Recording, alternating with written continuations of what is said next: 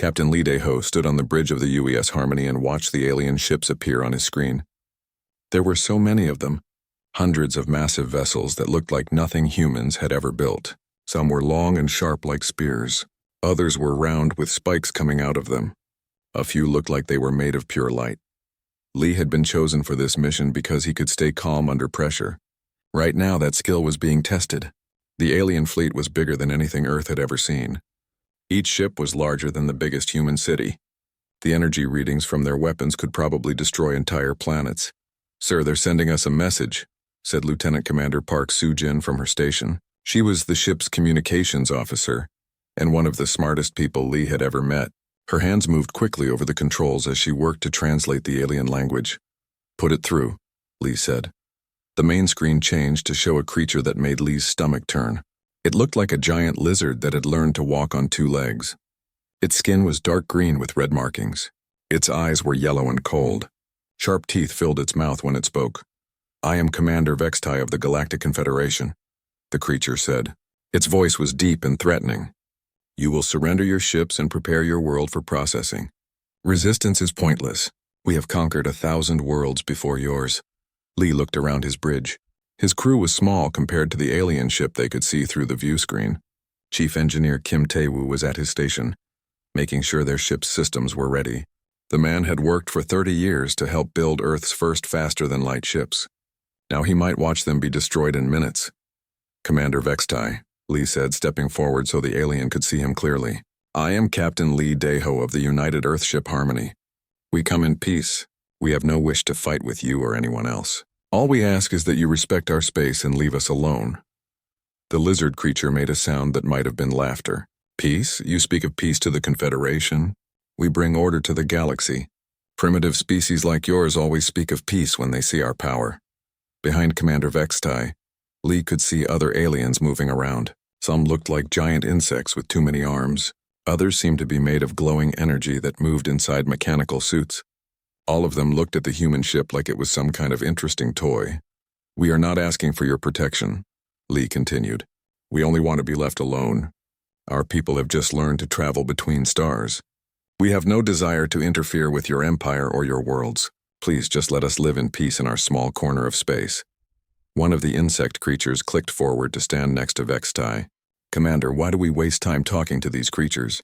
Their technology is centuries behind ours. One of our scout ships could destroy their entire fleet." "You're right, War Leader Theclon," Vextai said. "But sometimes it's amusing to hear what the primitives say before we take their world." Lee felt anger rise in his chest, but he kept his voice calm. This was too important to let emotions take control. "You think we are primitive and maybe we are compared to you. But we are not helpless. We will defend ourselves if we have to." "Defend yourselves?" Vextai's yellow eyes seemed to glow brighter. "With what? Your ships are barely capable of faster-than-light travel. Your weapons are simple projectiles and nuclear devices. We have energy shields that can stop anything you could possibly fire at us. We know you have powerful technology," Lee said. "We've studied what we could learn about your ships from long-range scans. Your Confederation has ruled the galaxy for thousands of years. We understand that you could probably destroy us if you really wanted to." "Could probably." The insect creature made angry clicking sounds. "There is no probably about it. We have reduced entire solar systems to dust," Lee nodded. "I believe you, but that doesn't change what I came here to tell you." He paused and looked directly into Vextai's eyes. "Stay out of our space. We don't want to fight you, but we will if you force us to." The energy being floating near the back of the alien bridge spoke for the first time. Its voice sounded like electricity crackling. "This creature threatens the Confederation. Such words from any species usually result in immediate punishment." "Yes," Vextai said slowly. "Usually they do. But I find myself curious about these humans. You came here in one small ship to face our entire fleet. Either you are incredibly brave or incredibly stupid." "Maybe both," Lee said with a small smile. "But we meant what we said. We've sent this same message to your government through every diplomatic channel we could find. We've broadcast it on every frequency we know. We want there to be no misunderstanding." "And what exactly is this message?" Vextai asked. Lee took a deep breath. He had practiced these words many times, but saying them to an actual alien fleet made them feel more real and more frightening. Humanity wishes to live in peace with all intelligent species, he said. We will not attack anyone who does not attack us first. We will not take territory that belongs to others. We will not interfere with your empire or your way of life. All we ask is the same respect in return. And if we choose not to give you this respect, Vextai asked, then we will defend ourselves with everything we have. The alien bridge was quiet for a moment. Then Vextai began to laugh. It was a horrible sound, like metal being torn apart. Soon the other aliens joined in. The insect creature was clicking rapidly. The energy being was making sounds like a broken electrical wire. Everything you have, Vextai said when he stopped laughing. One small ship and whatever fleet you have hiding behind your planet. Perhaps a few hundred vessels at most. Even if every human in your species joined your military, you could not build enough ships to challenge even one of our patrol fleets. Lee watched the alien's face carefully. You might be right, but you should consider something before you make your final decision. And what is that? Humans have been fighting each other for thousands of years. We've had wars that killed millions of people. We've built weapons that could destroy our own planet. We've learned to survive in environments that would kill most creatures. We don't give up easily. Many species have said similar things, the insect creature clicked. They all serve the Confederation now. Maybe, Lee said. But they weren't human. The silence on the alien bridge lasted longer this time. Lee could see the creatures looking at each other, probably communicating in ways humans couldn't detect. Finally, Vextai spoke again. You came here to deliver a warning, human. Consider this our reply. The Confederation has decided that your species shows promise. We will give you one rotation of your planet to consider joining us willingly. If you refuse, we will take your world by force. That's not going to happen, Lee said quietly. We shall see. Vextai smiled, showing all of his sharp teeth. Perhaps you will be more reasonable when you see what our ships can do to your defenses. Lee looked around his bridge one more time. Park Soo-jin was recording everything. Kim Tae-woo was monitoring their systems and probably planning how to get the most power out of their engines if they needed to run. Everyone was doing their job just like they always did. Commander Vextai, Lee said, I want to make sure you understand something before this conversation ends. Speak. We tried to warn you. Lee signaled to Park Soo-jin, who cut the communication link. The alien ships disappeared from the main screen, replaced by the starfield and the distant blue dot that was Earth. Send the message to Earth Command, Lee ordered. Tell them the aliens refused our offer. Tell them to begin final preparations. Yes, sir, Park Soo-jin said. Her fingers moved over her controls as she began transmitting. Lee stood in the center of his bridge and watched the alien fleet through the view screen. They were already beginning to move, turning toward Earth. Soon they would learn what humans were really capable of when they were forced to fight. He just hoped Earth would survive long enough to show them. War Master Theclon stood in the command center of his flagship and looked at the battle reports. The first attack on the human home system had not gone as planned. His mandibles clicked together in frustration as he read the numbers again. 300 Confederation ships had entered the solar system 2 days ago. Only 180 had returned. Over 100 vessels destroyed by a species that had barely learned to travel between stars. It was impossible, yet the evidence was right there in front of him. Show me the battle recordings again, he ordered his tactical officer. The holographic display in the center of the room lit up, showing the Sol system as it had appeared when the Confederation fleet arrived. The human fleet had been waiting near the red planet they called Mars. 50 ships arranged in a defensive formation. They looked primitive compared to Confederation vessels. Angular, crude, built for function rather than beauty. The humans were exactly where our scouts said they would be. Teclon muttered, 50 ships against our 300. It should have been a slaughter. The recording continued. The Confederation fleet had approached confidently, expecting the humans to surrender when they saw the overwhelming force against them. Instead, the human commander, someone called Oh Min-soo, had refused all demands for surrender.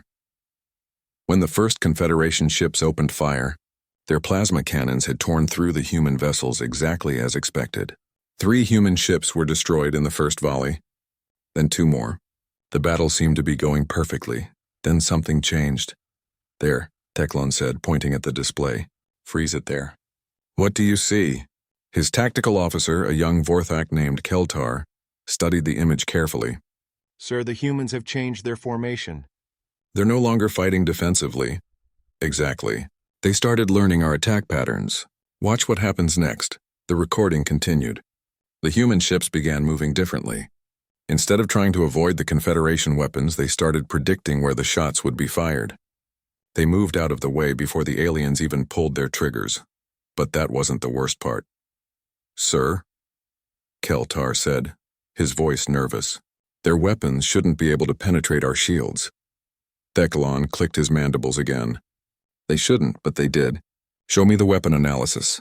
A new hologram appeared showing the Confederation ships being hit by human attacks. Instead of the energy weapons everyone expected, the humans were firing simple metal rods. Tungsten projectiles moving at incredible speeds. They accelerated these projectiles to nearly the speed of light, the tactical officer explained. "Our energy shields are designed to stop plasma and laser weapons. They can't deflect solid matter moving that fast." The recording showed human ships firing these kinetic weapons at Confederation vessels. The metal rods punched through shields like they weren't there. They tore through armor plating that was supposed to be impenetrable. Some shots went completely through enemy ships and out the other side. Commander Oh Min-soo was clever, Theclon admitted. He studied our defenses and found their weakness. But even that wasn't what had made the battle truly terrifying. "Show me the ramming attacks," Theclon ordered. The hologram changed to show the final phase of the battle. Human ships that had been damaged beyond repair weren't retreating to safety. Instead, they were accelerating toward Confederation vessels using their own ships as weapons. The recording showed a human pilot named Jung Eun-ji, whose ship had lost its main engines. Instead of trying to escape, she had used her remaining thrusters to aim her vessel at the Confederation command ship. Her voice had been broadcast on all frequencies as she approached. "For Earth, for humanity, we will not go quietly." Her ship's nuclear reactor had detonated against the command vessel's hull. The explosion had crippled the flagship and killed 300 Confederation crew members. She wasn't the only one. 7 other human pilots had done the same thing. 7 ships turned into bombs, destroying or crippling some of the most powerful vessels in the Confederation fleet. "They used their own ships as missiles," Keltar said quietly. "They killed themselves to hurt us." "Yes," Theclon replied. "And they seemed happy to do it." That was what truly disturbed the War Master. The humans hadn't acted like any other species the Confederation had conquered. Most primitive civilizations panicked when they saw Confederation technology. They begged for mercy or tried to flee. Some fought bravely for a while before accepting defeat. The humans had fought like they enjoyed it. "Sir, there's something else," Keltar said. "The communications we intercepted during the battle. Play them." The command center filled with human voices. Pilots calling out enemy positions to each other. Officers giving orders in calm, professional tones. Crew members joking and laughing even as their ships were being destroyed around them. One recording stood out. It was from a human tactical officer named Yoon Hana.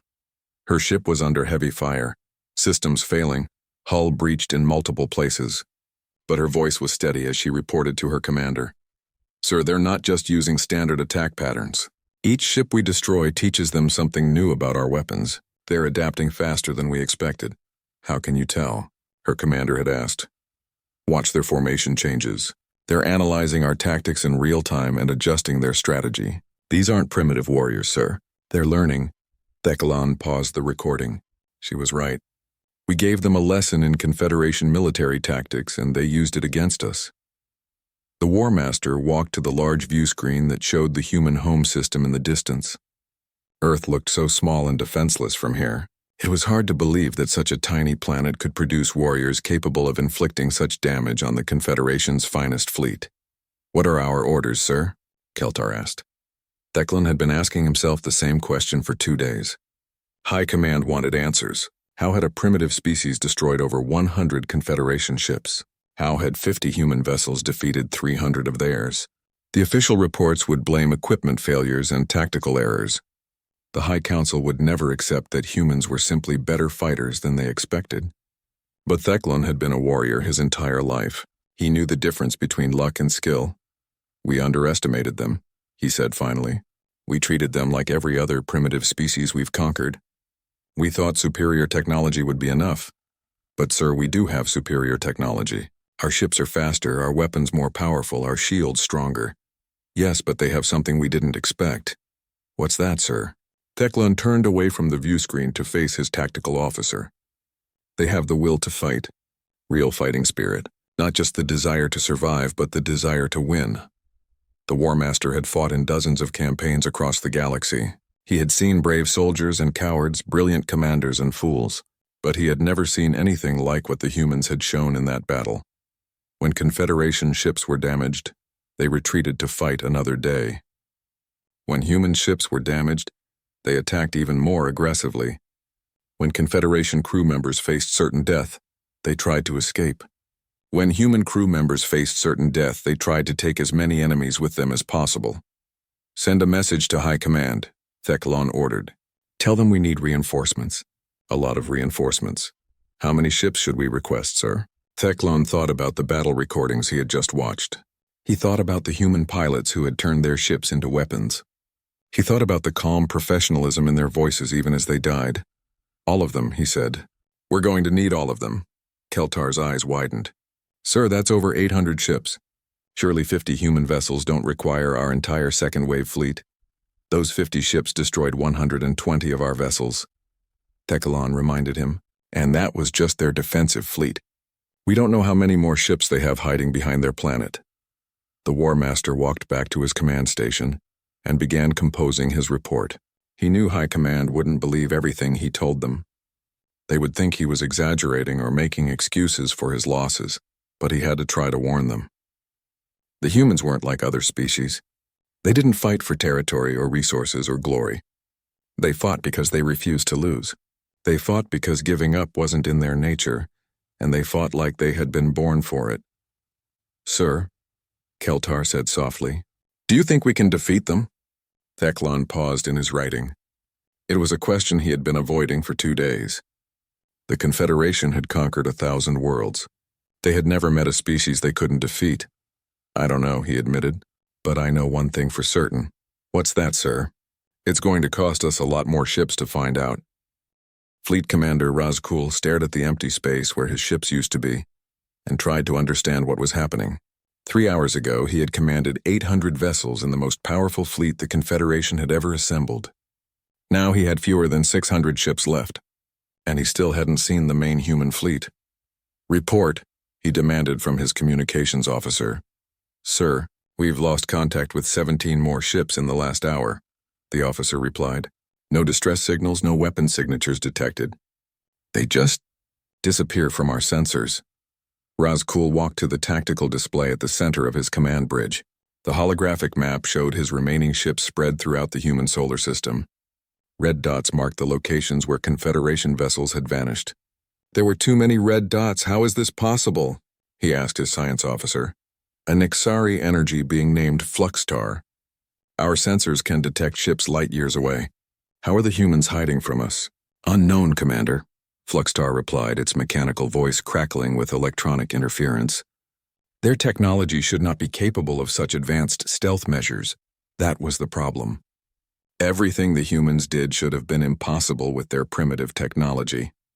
But somehow they were making Confederation ships disappear one by one, like a predator picking off isolated prey.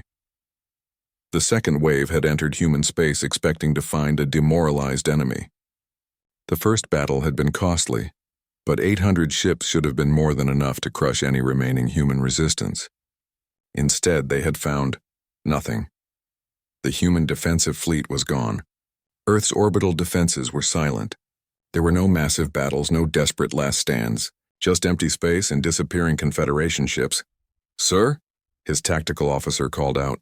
We're receiving a transmission. From whom? Unknown source. It's on our emergency frequency. Put it through. The main screen changed to show a human face. It was a woman with short black hair and cold, dark eyes. She wore a military uniform that looked different from the ones they had seen before. I am Admiral Lim So-young of the Human Defense Fleet, she said. Her voice was calm and professional. You have entered our space with hostile intent. Your forces have already suffered significant losses. I'm offering you one chance to withdraw. Razkul stepped forward so the human could see him clearly. I am Fleet Commander Razkul of the Galactic Confederation. You will surrender immediately or face the full power of our fleet. Admiral Lim smiled. It was not a pleasant expression. Your fleet? You mean the ships that are disappearing one by one?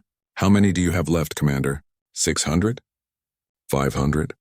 We have more than enough ships to destroy your pathetic world, Razkul snarled. Do you? The human tilted her head slightly. Tell me, Commander, where exactly do you think our ships are? Before Razkul could answer, alarms began sounding throughout his bridge. The tactical display lit up with new contacts appearing all around his fleet. Dozens of human ships materialized out of what had seemed like empty space. Impossible, Fluxtar said. Our sensors detected nothing. Your sensors are designed to look for metal hulls and energy signatures, Admiral Lim explained. But what if our ships don't look like ships anymore? The human vessels on the display were unlike anything the Confederation had seen before. Some appeared to be asteroids until weapon ports opened on their surfaces. Others looked like pieces of space debris until they powered up their engines and began moving. Stealth technology, Razkul breathed. Among other things, Admiral Lim replied. We've had time to study your tactics, Commander. We know how you think, how you fight, how you hunt. Now we're going to show you what it feels like to be the prey. The transmission ended, and the attack began. Captain Bei Jung-ho sat in the command chair of the UES Shadow and watched his prey through the viewscreen. The Confederation destroyer was moving slowly through the asteroid belt, searching for human ships. It would never find them. Target locked, his weapons officer reported. Fire, Bei ordered. 2 torpedoes launched from the Shadow's hidden position inside a hollowed-out asteroid. They moved silently through space, their engines cold, guided by passive sensors toward the alien ship. The Confederation vessel never saw them coming. The first torpedo struck its engine section, crippling its ability to maneuver. The second hit the bridge, killing the command crew instantly. Target destroyed, the weapons officer announced. Good, Bei said. Take us to the next hunting ground. The Shadow moved away from the destroyed asteroid, its hull designed to look like space debris on enemy sensors. Around the solar system, 40 other human ships were conducting similar operations. They appeared, struck, and vanished before the aliens could respond. Back on the Confederation flagship, Razkul was trying to coordinate a defense against an enemy he couldn't see. Order all ships to form defensive clusters, he commanded. No vessel travels alone.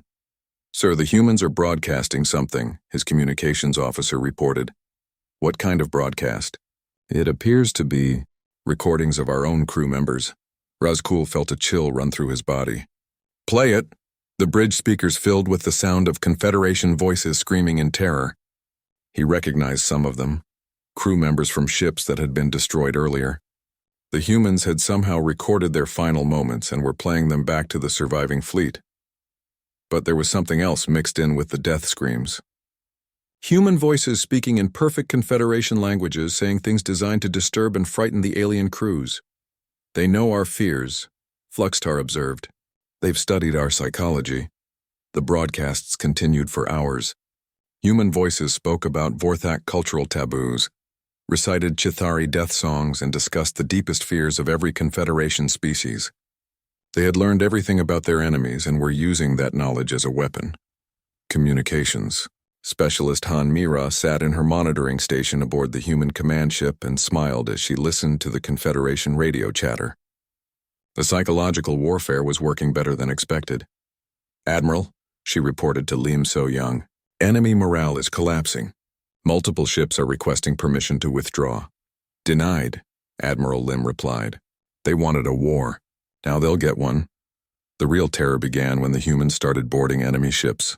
Science Officer Kang Jae-sung led a team of 12 humans onto a disabled Confederation cruiser. They had used cutting tools to break through the hull in a section the aliens thought was too well armored to penetrate. The Confederation crew was waiting for them, weapons ready. But the humans didn't fight like any enemy they had encountered before. They moved through the ship like they knew its layout better than its own crew. How do they know where they're going? One of the alien defenders asked. They found out when Kang's team reached the ship's computer core. Instead of destroying it, the humans began connecting their own equipment to the alien systems. What are you doing? The ship's captain demanded. Learning, Kang replied in perfect Vorthak. Your computers have detailed schematics of every ship in your fleet. Your tactical databases contain information about Confederation military doctrine. Your crew records tell us about your training and psychology. Within an hour, the humans had downloaded the entire contents of the ship's computer systems. They knew everything about Confederation technology, tactics, and weaknesses, but they didn't stop there. "Begin upload sequence," Kang ordered his team. "Upload? Upload what?" the alien captain asked. "New programming," one of Kang's technicians replied. "We're teaching your computers to work for us instead of you." The Confederation crew watched in horror as their own ship turned against them. Doors locked, trapping some crew members. Life support began shutting down in non-essential areas. Weapon systems turned toward other Confederation ships. "You're turning our own technology against us," the captain said. "Yes," Kang replied. "We're very good at learning new things." Similar boarding actions were taking place throughout the Confederation fleet.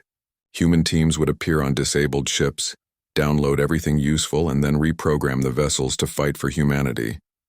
Within 6 hours, Razakul had lost over 200 more ships. Some had been destroyed in combat. Others had simply stopped responding to orders and begun attacking their former allies. "Commander," Fluxtar reported, "we're receiving surrender requests from multiple vessels." "Denied," Razakul snarled. "The Confederation does not surrender to primitive species." "Sir, perhaps we should consider tactical withdrawal," his tactical officer suggested. "We could regroup and develop new strategies." "We are not retreating from these creatures," Razakul insisted. But even as he spoke, more ships were disappearing from his fleet. The humans had turned the entire solar system into a hunting ground. They appeared from hiding places that shouldn't exist, struck with weapons that bypassed Confederation defenses, and vanished before anyone could respond. Worse, they were getting stronger. Every ship they captured gave them new technology to study and adapt. Every computer core they downloaded taught them more about Confederation weaknesses. "Sir," his communications officer called out, "we're receiving another transmission from Admiral Lim. Put it through." The human admiral appeared on screen again. Behind her, Razakul could see what looked like a Confederation bridge. But the crew operating the stations were. President Moon Dahai stood before the Galactic Assembly and looked out at representatives from over 300 worlds. 6 months ago, these beings had been subjects of the Confederation, living under the rule of species that saw them as inferior. Today, they were free citizens of the human galactic commonwealth. The great assembly hall on the space station Harmony had been built from the remains of Confederation warships. Human engineers had taken the twisted metal of destroyed enemy vessels and shaped it into something beautiful, a symbol of how destruction could become creation in the right hands. "Honored representatives," President Moon began, her voice carrying to every corner of the vast chamber. "We gather today to formally establish the principles that will guide our new galactic government." In the front row sat the former leaders of the Confederation species. Commander Vextai of the Vorthak wore restraints around his wrists, but his eyes showed more curiosity than anger. Beside him, War Master Theclon watched the proceedings with what might have been respect. Behind them sat hundreds of beings from species that had never been allowed to speak in the old Confederation councils. Kalari farmers, Zephyrian artists, Nexari philosophers, all equal under human protection. Admiral Ryu Donghyun monitored the assembly from his flagship in orbit above the station. His exploration fleets had spent the last 6 months mapping every corner of former Confederation space, cataloging resources and making contact with isolated worlds. "Admiral," reported his intelligence officer, "all remaining Confederation holdouts have been located. The last resistance cell was neutralized 3 days ago." "Any casualties?" Ryu asked. "None, sir. They surrendered when they realized their own ships had been reprogrammed to work for us." Ryu nodded. The final phase of the conquest had been surprisingly bloodless. Once word spread about what had happened to the Planet Killer fleet, most remaining Confederation forces had simply given up. It was hard to fight an enemy that could turn your own weapons against you.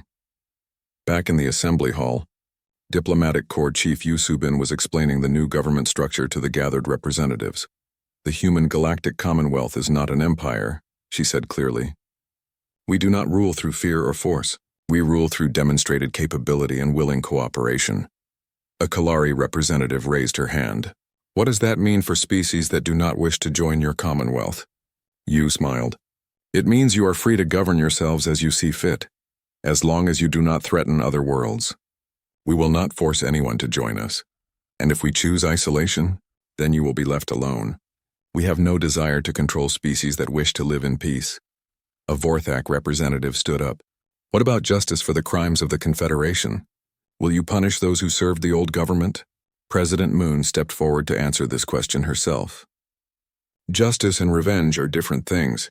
We will hold trials for those who committed crimes against innocent beings, but we will not punish entire species for the actions of their leaders.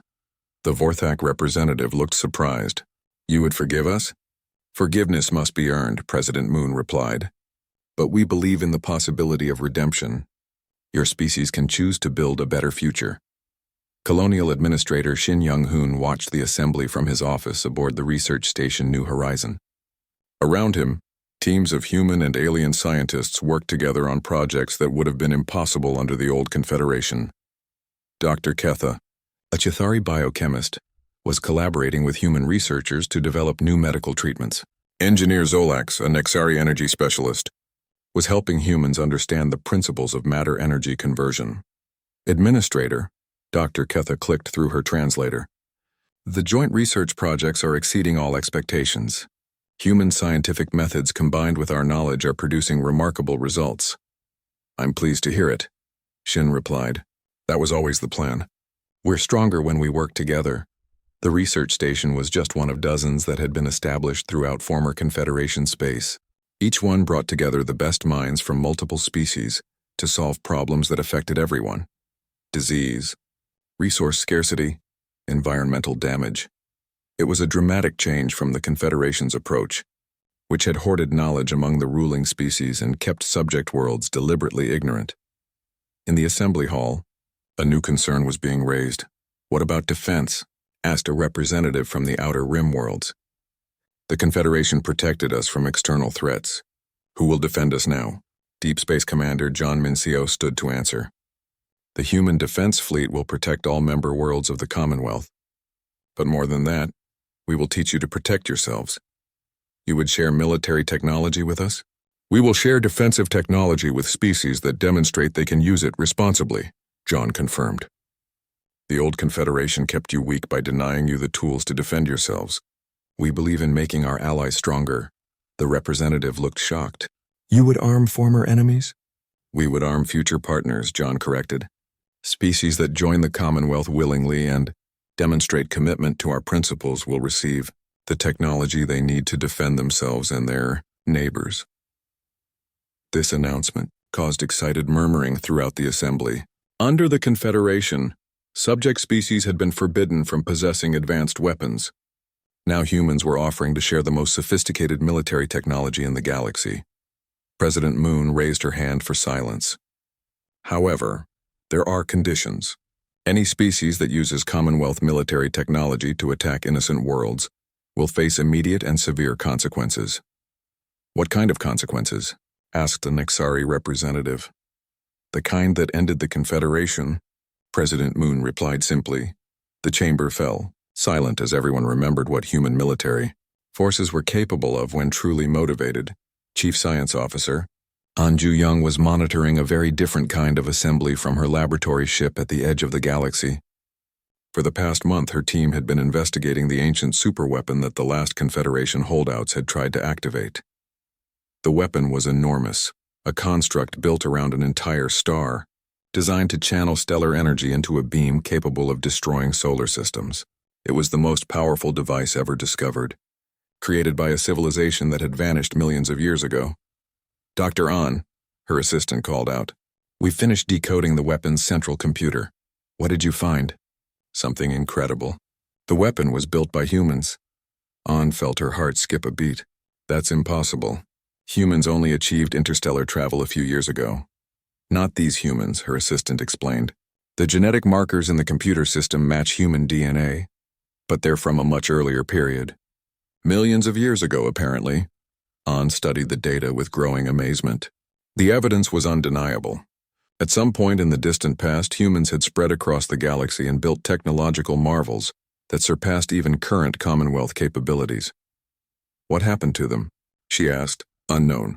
But the computer left a message. It's addressed to Well to us. Show me. The laboratory's main screen activated, displaying text in an ancient form of human writing that the computer translated automatically. To our descendants who read this message, you have returned to reclaim what was always yours. The galaxy belongs to humanity not through conquest but through inheritance. Use this power wisely. The cycle begins again. On stared at the message for a long time. Humanity's expansion into the galaxy wasn't a new development. It was a return to something that had happened before. Dr. On, her assistant said quietly, there's more. The weapon recognizes current human genetic patterns. It's offering to activate itself under our control. No, On said firmly. Lock down the weapon systems. This kind of power is too dangerous for anyone to wield. But if other species discover what this is, then we'll protect them from it. On interrupted, just like we're protecting them from everything else. Back in the assembly hall, President Moon was concluding her address to the galactic representatives. 6 months ago, the Confederation ignored our warning and chose war over peace, she said. Today you have the opportunity to make a different choice. She paused and looked around the chamber, making eye contact with representatives from dozens of species. We offered the Confederation coexistence. They chose conquest. We offered them respect for boundaries. They chose invasion. We offered them peace. They chose war. Her voice grew stronger as she continued. Now you will have our peace under our protection by our rules. You can join us willingly and prosper as equal partners, or you can resist and discover what happened to those who challenged us before. A Chithari representative clicked nervously. And if we choose partnership? Then you will discover what humanity is truly capable of when we're building instead of destroying, President Moon replied. You will see technology that heals instead of harms, knowledge that elevates instead of oppresses, strength that protects instead of conquers. Cultural Ambassador Minister Park Yoon-soo stood up from her seat in the gallery. Around her, children from dozens of species sat together, learning human languages and sharing their own cultures with human students. War Emperor Thaxigon stood on the bridge of the World Ender and felt something he had not experienced in 300 years of conquest. Doubt. Before him stretched the largest military force in galactic history, 2,000 ships carrying the most advanced weapons ever created. Behind him lay a trail of destroyed worlds and conquered species that spanned half the galaxy. But the reports from the second wave made no sense. Show me the tactical analysis again, he ordered his chief strategist. The holographic display activated, showing the human solar system and the scattered remains of Fleet Commander Razkul's forces. Of the 800 ships that had entered human space, fewer than 300 had escaped. The rest had been destroyed, captured, or simply disappeared. The humans are using our own technology against us, the strategist explained. They capture ships, study them, improve them, and then use them to capture more ships. They're growing stronger with every engagement. Thaxigon studied the display with his ancient eyes. He had lived for over 1,000 years and commanded fleets in battles across the galaxy. He had never seen anything like this. What about their defensive capabilities? He asked. Unknown, War Emperor. Our scouts cannot penetrate their system. Any ship that gets close enough to gather intelligence simply vanishes. And their fleet strength? Also unknown. They appear to be building ships using materials from their asteroid belts and gas giant moons. Our intelligence estimates range from 500 vessels to over 3,000. Thaxigon walked to the massive view screen that dominated his bridge. Through it he could see the other ships of the Planet Killer fleet. Each vessel was a masterpiece of Confederation engineering, capable of destroying entire worlds. The World Ender itself carried weapons that could crack a planet's crust and boil away its oceans. War Emperor, his communications officer announced, we're receiving a transmission from the human system. Put it through. The screen changed to show a human male in military uniform. He appeared to be middle-aged with gray hair and scars on his face that spoke of experience in battle. His eyes held the kind of calm confidence that only came from knowing exactly how dangerous you were. I am Admiral Park Wansik of the Human Defense Fleet, the man said. You are entering our space with a fleet designed to destroy planets. This is an act of genocide. Turn around now or face the consequences. Thaxigon stepped forward. When he spoke, his voice carried the authority of centuries of absolute victory. I am War Emperor Thaxigon, commander of the Planet Killer fleet. I have reduced entire civilizations to cosmic dust. Your species has caused enough trouble for the Confederation. Surrender now and I will grant you quick deaths. Admiral Park smiled. It was the expression of someone who knew a secret that his enemy did not. War Emperor, you've clearly not been paying attention to what happened to your previous fleets. I am aware of those setbacks, Thaxagon replied. They were caused by overconfidence and poor planning. I do not make such mistakes. No, Admiral Park agreed. You make different mistakes. Would you like to know what they are? Before Thaxagon could respond, his tactical officer called out urgently. War Emperor, contacts appearing throughout the system. Massive energy signatures. The view screen split to show both Admiral Park and the tactical display. What Thaxagon saw made his blood turn cold. Ships, hundreds of them. But these weren't the primitive human vessels from the earlier reports. These were massive constructions that dwarfed even Confederation dreadnoughts. Sleek, angular designs that seemed to bend light around them. Energy readings that exceeded anything in the known galaxy. Impossible, Thaxagon breathed. Your species achieved faster than light travel only recently. You cannot have built ships like these. You're right, Admiral Park said. We couldn't have built them a year ago. But we've learned a lot since then. Thank you for the education. The human ships began moving into formation around the planet killer fleet. Thaxagon counted them quickly. Over 3,000 vessels. Many larger than his own flagship. How? He demanded. Your previous fleets were very generous with their technology, Admiral Park explained. Every ship you sent us, every computer core we captured, every crew member we interrogated, they all taught us something new. We've been very good students. Chief Constructor Song Kyung-ho watched the enemy fleet from his position aboard the UES Forge, humanity's mobile shipyard. Around him, construction crews were putting the finishing touches on the last wave of human warships. The Forge itself was a marvel of adapted alien technology. Built using Confederation construction techniques but improved with human innovation, it could manufacture warships in space using raw materials from asteroids and gas giants. Admiral, Song reported to Park Wonsik. The final squadron is ready for deployment. Excellent work, Constructor, Admiral Park replied. Deploy them to the outer perimeter. Song smiled as he watched 50 more human warships launch from the Forge's construction base. Each one was a masterpiece of reverse-engineered alien technology, enhanced with human modifications. They were faster, stronger, and deadlier than anything the Confederation had ever built. Director of Special Projects Lee Hai-rim monitored the deployment from her laboratory ship.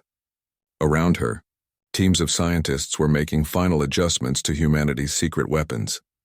Status report, she requested from her team leaders. Adaptive armor systems are online, reported one scientist. Hull plating will automatically adjust to resist whatever weapons are used against it. Self-repair systems are functioning, called out another. Damaged ships will begin healing themselves within minutes of taking hits. Evolution protocols are active, added a third. Our ships will learn and adapt from every exchange of fire. Lee nodded with satisfaction. The humans hadn't just stolen Confederation technology. They had taken it apart, understood it completely, and then rebuilt it better than the original creators had ever imagined possible. Back on the World Ender, Thaxagon was trying to process what he was seeing. War Emperor, his science officer reported. The human ships are using technology that shouldn't exist. Their energy output exceeds our theoretical maximums. Their hull materials are adapting in real time to our sensor scans. Adapting? Yes, sir. They appear to be learning how to defend against our weapons before we even fire them. Thaxagon felt a chill of fear that he had not experienced in centuries. Begin the attack. All ships target the largest human vessels. Maximum firepower. The planet killer fleet opened fire with weapons capable of destroying worlds. Plasma cannons that could melt continents discharged their fury at the human ships. Quantum disruptors that could tear apart matter at the atomic level reached out across space. For a moment, it seemed like the attack would succeed. Several human ships took direct hits from weapons that should have vaporized them instantly, but they didn't die. Report, Thaxagon demanded. Sir, the human ships are absorbing our weapon energy and using it to power their own systems, his tactical officer said in a voice filled with disbelief. They're getting stronger when we hit them. On the human flagship, Admiral Park watched with satisfaction as his fleet weathered the enemy attack. Adaptive systems are working perfectly, reported Squadron Leader Ko Young-soo. Our ships are learning from each hit and becoming more resistant. Excellent, Admiral Park replied. Begin counterattack. Show them what their own technology can do when it's properly used. The human ships returned fire with weapons based on Confederation designs but improved beyond recognition. Energy beams that curved around enemy shields to strike undefended areas. Projectiles that phased through armor before becoming solid again inside enemy hulls. Weapons that learned from each shot and became more accurate with every firing.